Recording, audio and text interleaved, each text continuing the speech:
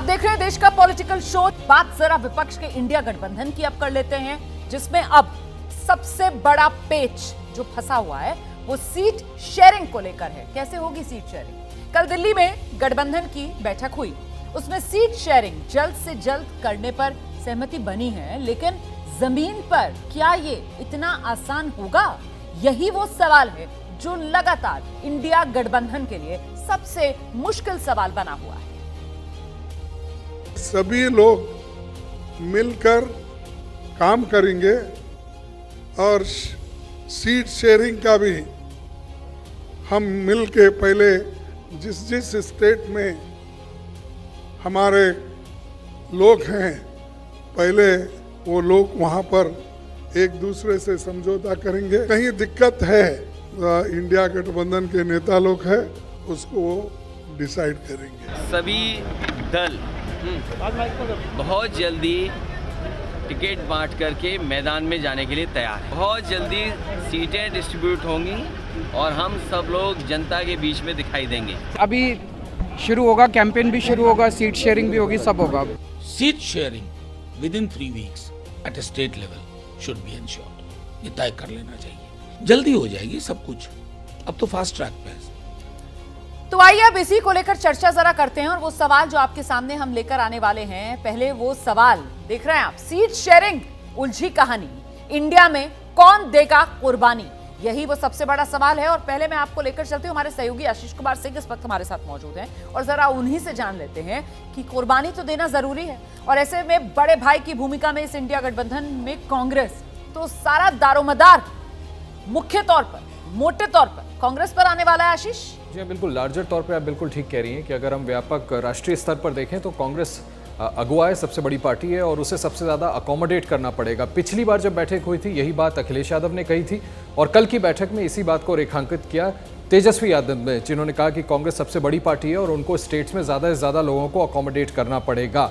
आखिर कॉन्ट्रडिक्शन है, तभी तो रोमाना चुनाव से पहले, विधानसभा चुनाव से पहले जो सीट एडजस्टमेंट करने का प्रस्ताव रखा था अरविंद केजरीवाल ने कि 30 सितंबर तक आप इसको करके फॉर्मलाइज करिए, ज़्यादा वक्त हमारे हाथ में नहीं, कहीं अर्ली इलेक्शंस ना हो जाएं, उसको टालना पड़ गया था। यानी कि कॉन्ट्रडिक्शन से, आपसी खींचतान से, आपसी बिटरनेस से ये सभी पार्टियां अच्छी तरह से वाकिफ हैं। लेकिन मैं बार बार कहता हूं कि ये कॉम्प्रोमाइज़ का मैरिज है, और मुझे लगता है कहीं ना कहीं इन लोगों को एहसास है कि बगैर इसके कश्ती पूरी तरह से डूब जाएगी। शायद इसी वजह से ये तय किया गया है कि 15 जनवरी से पहले किसी भी तरह से स्टेट स्पेसिफिक राज्यवर सीट एडजस्टमेंट किए जाएं।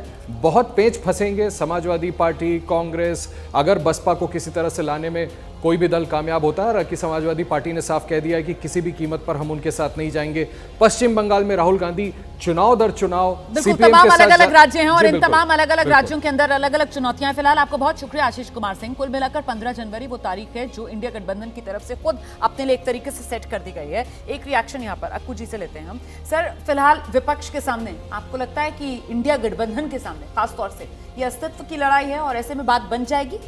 नहीं, निश्चित रूप से अस्तित्व की लड़ाई है, लेकिन बात बन जाएगी इस पे कोई पक्का नहीं है। क्यों? क्योंकि कोई भी अभी सरेंडर करने को तैयार नहीं है, ना ही कांग्रेस। कांग्रेस चाहती 300 सीटों पर वो लड़े, 240 पे बाकी विपक्ष लड़े। तो ये उसी तरीके से विपक्ष भी, कोई भी 6 महीने हो गए गठबंधन बने हुए, क्या आज तक ये पता नहीं लोगों को कि हमें सीट शेयरिंग होनी है? तो सीट शेयरिंग का फॉर्मूला क्या होगा, फार्मूला में हम कितने लड़ेंगे हर स्टेट में, अगर ये कर लिया जाता तो आज ये नौबत ही नहीं आती। अब तक कहीं पर आपको लोग दिखते। अभी भी हो रहा है कि अगले 20-22 दिन में हो जाएगा, कर लिया जाएगा, फिर बचेगा क्या? आपको संसाधन जुटाने हैं, प्रत्याशी का चयन करना, ये सब बिल्कुल आसान नहीं लग रहा। और ख़ास तौर से बड़े स्टेट में, नॉर्थ के स्टेट में, साउथ को छोड़ दीजिए जहाँ कांग्रेस का ज़्यादा दबदबा है, नॉर्थ में आप पूरी तरीके से बहुत मुश्किल होने जा रही है। सरेंडर कौन करेगा? कांग्रेस क्या? इसीलिए राहुल गांधी ने अपनी यात्रा निकाली थी इतनी देर तक करने के लिए, सरेंडर करने के लिए। नॉर्थ ही क्यों, सिर्फ ईस्ट वेस्ट हर तरफ दिक्कत होने वाली है। और ईस्ट का रुख कर लेते हैं ना जरा। प्रकाश कुमार बिहार से इस वक्त हमारे साथ जुड़ गए, और जरा प्रकाश से ही समझते हैं पूरा ईस्ट और वेस्ट का गणित, क्योंकि चाहे बिहार हो या फिर महाराष्ट्र हो, प्रकाश कुमार, नए समीकरण, और नए समीकरण कांग्रेस के लिहाज से इसलिए क्योंकि नए साथी इन दोनों राज्यों में, जिनके साथ इस बार लोकसभा चुनाव में इंडिया गठबंधन के तहत कांग्रेस मैदान में अगर उतरेगी तो फिर वो सीट वाला फॉर्मूला कैसे साधेगी? कहां कहां मुश्किल आ सकती है प्रकाश? रोमाना, सबसे बड़ी बात क्या है कि नीतीश कुमार का चेहरा और नीतीश कुमार से जो आगे उम्मीद की जा रही थी वो बिल्कुल अब उनके पार्टी के नेताओं को मायूसी लगी है। ये मैं जिस सड़क पे खड़ा हूँ इससे आगे ही आरजेडी का दफ्तर और इसमें साफ लिखा हुआ है 2024 देश मांगे नीतीश। यानी कि अब जो उनकी संभावनाएं थी इंडिया गठबंधन की बैठक के बाद वो खत्म हो चुकी है। अब उन्हें लगता नहीं है कि ऐसा कुछ होने वाला है। उनकी पार्टी के नेता जो है बिल्कुल मायूस दिख रहे हैं। आज सुबह से जितने नेताओं से बात हुई है कोई भी ऐसा नहीं लग रहा था कि उत्साहित हो।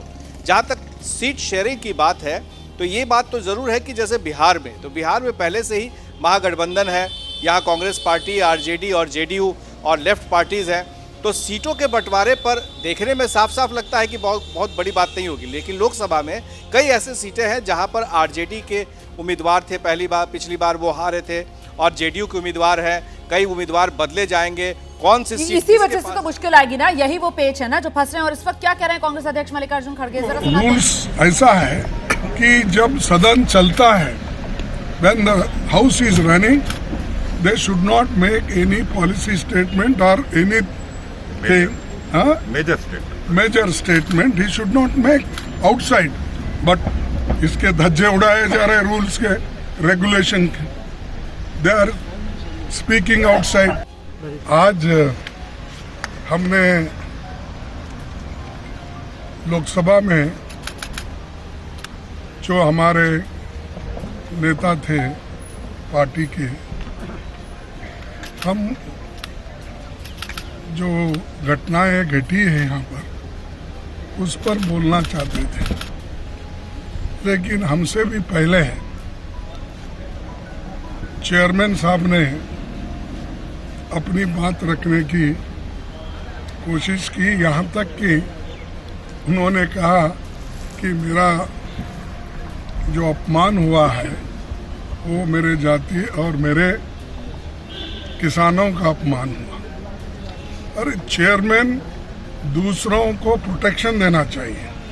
अगर चेयरमैन साहब ही ऐसा बोले तो मैं एक अपोजिशन लीडर होके ऐसे मैं ये कहूँ कि मुझे राज्यसभा में बोलने नहीं दिया क्योंकि मैं एक दलित लीडर हूँ। ऐसी जात पात की बात अंदर करके लोगों को बाहर भड़काने का काम कोई नहीं करना चाहिए। मल्लिकार्जुन खड़गे को आप सुन रहे थे सीख देते हुए, नसीहत देते हुए राज्यसभा के सभापति को कि उन्हें पूरे मामले को जातिवाद का रंग नहीं देना चाहिए था, ये कहकर कि उनका अपमान मतलब पूरी एक जाति का अपमान हो गया। और इसके लिए उन्होंने कहा कि फिर तो मैं ये कह सकता हूं, मैं यहां पर लीडर ऑफ ऑपोजिशन हूं, मैं दलित समाज से आता हूं, कि मुझे सदन में नहीं बोलने दिया जा रहा, तो क्या मतलब ये दलितों का अपमान हो गया क्या? इस तरीके की नसीहत दी जा रही थी मल्लिकार्जुन खड़गे की तरफ से जगदीप धनखड़ को। तो देखिए, जो इस मुद्दे को लेकर हम चर्चा कर रहे हैं, इंडिया गठबंधन जिसकी चौथी बैठक कल दिल्ली में हुई है, राज्यों में पेच है, इंडिया गठबंधन में कैसे बटेगी सीटें, यही वो सबसे बड़ा सवाल है। बिहार और महाराष्ट्र, ईस्ट और वेस्ट को लेकर हम चर्चा कर रहे थे। यहां पर गठबंधन में नए साथी जो कांग्रेस के साथ आए हैं, यहां पर भी मामला अटकेगा? देखिए, मामला हर जगह अटकेगा अगर नीयत साफ नहीं होगी। गठबंधन का रोमाना एक धर्म होता है और उसकी क्लासिक एग्जाम्पल ज्योति बसु ने 32 साल पश्चिम बंगाल में दिखाया। कभी भी उसने ये नहीं कहा कि सीपीएम की सरकार, वाम मोर्चे की सरकार, और उसमें फॉरवर्ड ब्लॉक और आरएसपी जैसी छोटी सी पार्टियां, उनको भी जो उनका शेयर था वो मिलता था। कांग्रेस पार्टी के साथ प्रॉब्लम ये है कि वो अभी तक लव्स कोalition को डाइजेस्ट नहीं कर पाई है। और नतीजा अभी आपने देखा जो विधानसभा चुनाव हुए कि एक भी सीट हम किसी एलआई को नहीं देंगे, उसका नतीजा देख लिया। अगर यही रहना है नहीं, ये आपने बहुत इंपॉर्टेंट बात की विधानसभा चुनाव वाली, क्योंकि मुझे लगता है रामकृपाल जी को आना चाहिए। वो एक मोमेंटम जो बनता हुआ नजर आ रहा था कि साहब जून में पहली बैठक हो रही है, फिर जुलाई में बैठक, फिर अगस्त सितंबर में बैठक, लेकिन जैसे ही वो विधानसभा चुनाव आया और उसमें एक तरफ से अखिलेश वखिलेश, दूसरी तरफ से अरे चिरकुट नेता, तो मामला वो पूरा का पूरा हवा निकालने वाला साबित हुआ इस गठबंधन के लिए। देखिए रोमाना जी, दो चीजें थी। कांग्रेस जानती थी कि विधानसभा में उसके लिए चांसेस हैं अकेले लड़ने के। वो ऑब्वियस है कि जैसे पिछली बार भी जीती थी, लेकिन लोकसभा के लिए कांग्रेस से मान रही थी कि लोकसभा हम कमज़ोर हैं। अभी आपके आशीष जी ने जो बात कही कि भाई सब लोग यहाँ पर मान रहे हैं कि कांग्रेस को एकोमोडेट करना है, हकीकत ये है कि कांग्रेस के पास बचा क्या है जो कांग्रेस लोकसभा में एकोमोडेट करेगी। मैं आपको अंकगणित बता दूं, तमिलनाडु, केरल और पंजाब, ये 3 राज्य मिलाकर के कांग्रेस जो है 31 सीट जीती थी पिछली बार, बिल्कुल। और उसके अलावा पूरे देश में 382 सीटों में से सिर्फ 21 सीट जीती थी कांग्रेस। अब आप बताइए 382 में जो पार्टी सिर्फ 21 सीट जीती थी वो क्या दे देगी? 21 सीट भी दे दे, उसको कांग्रेस के पास देने के लिए है क्या? कांग्रेस इस समय लोकसभा के रूप में, जिसको हम कहते हैं कि वो कम्युनिस्ट मैनिफेस्टो की आखिरी पंक्ति है, उसके पास देने के लिए बेड़ियों के सिवा कुछ नहीं है, और पाने के लिए राज्यों से बहुत कुछ है। सवाल इस बात का है कि पश्चिम बंगाल, बिहार, उत्तर प्रदेश और महाराष्ट्र यहाँ मिलाकर के 210 सीटें होती हैं, और अगर पंजाब को भी जोड़ लीजिए तो 223। इस 223 सीट में कांग्रेस कितनी सीटें जीत पाई है? और अगर इस 223 में से कांग्रेस को 100, मैं कह रहा हूं कि अगर आप 100 सीट लड़ने को नहीं देंगे तो 50 सीट जीतेगी नहीं। अगर मैं ये कहता हूं कि स्ट्राइक रेट 50% बिल्कुल। इस बीच एक और बड़ी खबर आ रही है सर, बताते हैं दर्शकों को। इंडिया गठबंधन को लेकर पंजाब से बड़ी खबर है। वहां कांग्रेस के नेता प्रगट सिंह, उनका बयान आया है, पंजाब में गठबंधन नहीं हो सकता, ये प्रगट सिंह कह रहे हैं।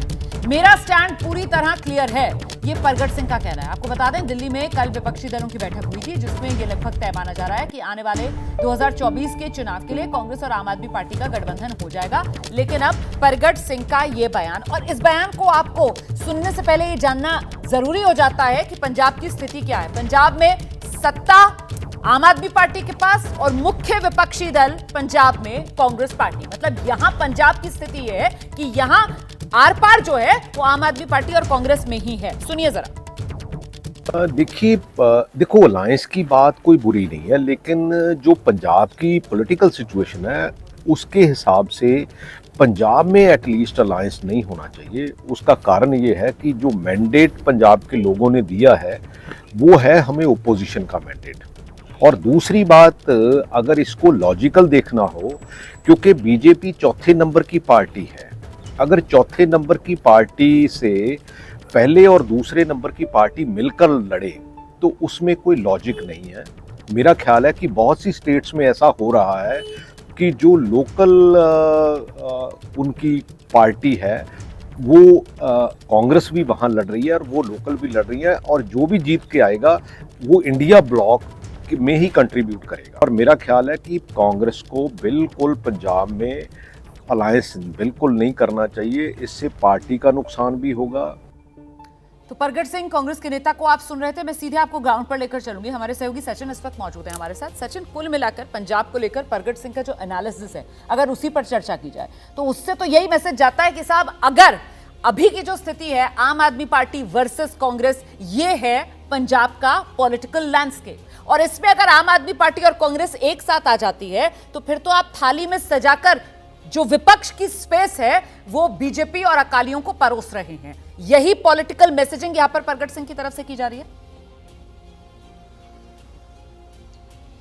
जी बिल्कुल, डेफिनेटली प्रगट सिंह का जो मैसेज है वो यही है कि अगर हम मेन जो रूलिंग पार्टी और मेन अपोजिशन अगर अलायंस करते हैं तो हम शिरोमणि अकाली दल और बीजेपी, जो दरअसल अब छोटी पार्टियां हैं स्ट्रेंथ के हिसाब से पंजाब में, तो उनके लिए हम एक स्पेस जो है वो क्रिएट कर देंगे, जो प्रगट सिंह की जो पॉलिटिकल कैलकुलेशन जो है बोल रही है। और प्रगट सिंह जो बोल रहे हैं वो प्रगट सिंह अकेले नहीं हैं, वो कांग्रेस के बहुत सारे नेता जो हैं पंजाब के, वो यही बोल रहे हैं कि अलायंस जो है पंजाब में नहीं होना चाहिए, क्योंकि एक स्टेज पे आना आम आदमी पार्टी और कांग्रेस के नेताओं के लिए संभव नहीं है पंजाब में। खासकर जब से आम आदमी पार्टी सरकार बनी है तब से जिस तरीके से कांग्रेस के नेताओं के खिलाफ मामले दर्ज हुए हैं भ्रष्टाचार के, कांग्रेस लगातार इल्जाम लगाती रही है कि पॉलिटिकल जो है विच हंट पंजाब में हो रहा है। आम आदमी पार्टी लगातार इल्जाम लगाती रही है कि कांग्रेस की सरकार के वक्त जो है भ्रष्टाचार हुआ है। तो अगर ये दोनों पॉलिटिकल पार्टीज जो हैं इकट्ठे आती हैं पंजाब में,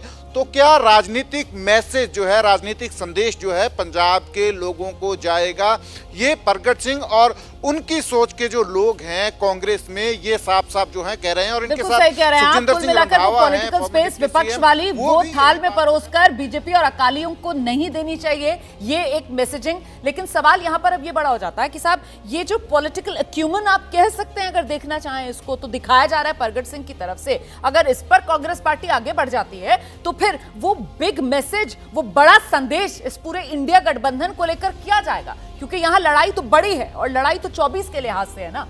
इंडिया गठबंधन की कल बैठक हुई है, सीट शेयरिंग को लेकर यह तय पाया गया है 15 जनवरी तक मामले को सुलझा लिया जाएगा। लेकिन राज्यों में इतने पेंच, इंडिया में कैसे बटेंगी सीटें, यही वो फॉर्मूला जिसको लेकर हम चर्चा कर रहे हैं। सीधे आपको ग्राउंड पर लेकर चलेंगे, वीरेश हमारे साथ मौजूद है। और उत्तर प्रदेश में मामला कहां अटकता हुआ नजर आ रहा है वीरेश, इंडिया गठबंधन के लिए? देखिए, उत्तर प्रदेश में कांग्रेस को समाजवादी पार्टी नहीं शोभती, न बसपा को सपा शोभती है, एक दूसरे को कहीं यहाँ कोई शोभा नहीं देता, क्योंकि जो कांग्रेस है इसी का सब कुछ बसपा ने भी खाया, इसी का सब कुछ समाजवादी पार्टी ने भी खाया। तो ये अंदर से बहुत दुखी आत्मा है, इसलिए ऊपर से तो ये पूरा पोत पात के दिखा रहे हैं कि हम एक हैं, लेकिन इनकी आत्मा, इनकी अंतरात्मा मिलती नहीं है। ये सबसे बड़ा पेच है। और इस लिहाज से अगर हम उत्तर प्रदेश की बात करें, बसपा ने पहले ही ऐलान कर दिया है कि हम कोई भी गठबंधन नहीं करेंगे, हमारा जो भी गठबंधन 19 में हुआ था उससे हमें नुकसान हुआ, समाजवादी पार्टी के वोटर्स ने हमें वोट नहीं किया, हम 10 सीटें अपने बदौलत जीते, हमारे जो मतदाता थे उन्होंने समाजवादी पार्टी को जिताया, 5 सीट समाजवादी पार्टी पाई। कांग्रेस का भी समाजवादी पार्टी से गठबंधन 17 में हुआ, 2 लड़कों की जोड़ी रही, बुरी तरीके से फेल हो गई। अब अखिलेश यादव को लगता है कि हमने समर्थन नहीं दिया होता,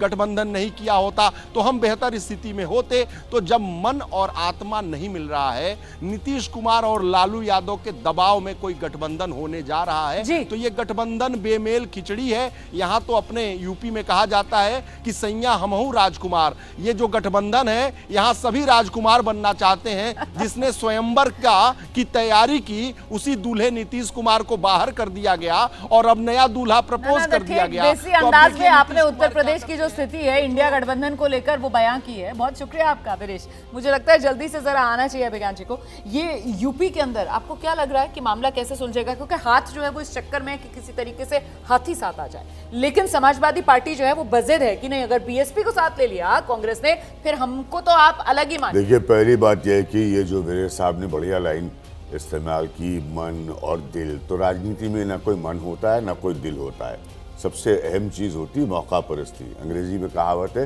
politics makes for strange bed fellows. दूसरी चीज सब लोग समझे यूपी के बारे में। देखिए, यूपी में कोई हैसियत कांग्रेस की है ही नहीं 1989 ऑनवर्ड्स। तो बिला मतलब ये ना 4 लोग हैं कांग्रेस में, 4 खेमों में बटे हुए, तो बिना मतलब कांग्रेस को वहाँ उछल कूद करने की कोई ज़रूरत नहीं है। मैं पहले भी कह चुका हूँ कि प्रियंका गांधी टाइप का पॉलिटिकल टूरिज्म बंद होना चाहिए यूपी के। अमेठी आप हार चुके हैं राहुल गांधी, तो कांग्रेस की औकात है तो अपनी पहले औकात पे आए। अब आते हैं बहुजन समाज पार्टी की, जिसकी परफॉर्मेंस भी रही, गवर्नमेंट भी रही, लेकिन आज उसकी औकात उससे भी ज़्यादा खराब है कांग्रेस से। तो 2 औकातलेस पार्टियां जो है पॉलिटिकल स्पेक्ट्रम में अगर नेगोशिएटर बनना चाहती हैं तो ये मेरे लिए बहुत हास्यास्पद है। कोई अगर प्लेयर है यूपी में इस वक्त, वो सिर्फ और सिर्फ अखिलेश यादव है versus the BJP. So you concentrate on the player, you don't concentrate on the fence seaters. तो ये फेंस सिटर्स की सियासत मेरी समझ के बाहर एसपी और कांग्रेस पार्टी 2017 जिसका जिक्र अभी वीरेश भी कर रहे थे कि ये 2 लड़कों की जोड़ी तो तब भी बनी थी, राहुल गांधी और अखिलेश यादव, लेकिन ये तो कोई कमाल कर नहीं पाया था विधानसभा चुनाव में। तो ऐसे में इंडिया गठबंधन और उत्तर प्रदेश, तो यहां तो चुनौती बड़ी फिलहाल नजर आ रही है।